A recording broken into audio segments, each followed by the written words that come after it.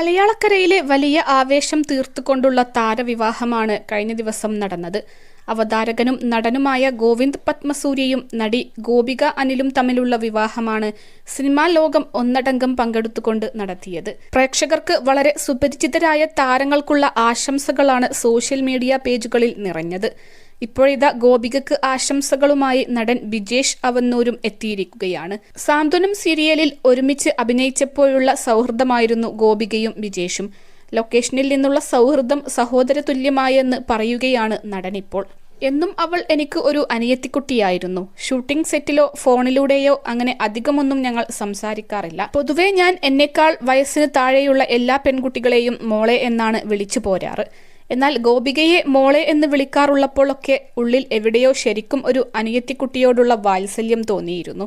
നീണ്ട 3.5 വർഷക്കാലത്ത് അടിക്കടി നേരിൽ കാണുന്ന ഒരു കൊച്ചുകുട്ടി ഇന്ന് വിവാഹിതയായി. കാലങ്ങൾ പെട്ടെന്ന് നീങ്ങിപ്പോകുന്നു.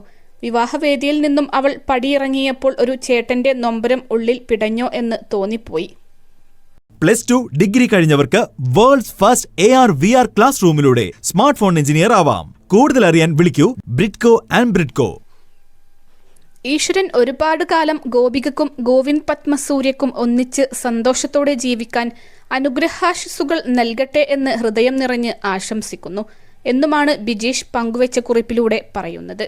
ഏഷ്യാനെറ്റിൽ സംപ്രേഷണം ചെയ്തിരുന്ന ഹിറ്റ് സീരിയലാണ് സാന്ത്വനം.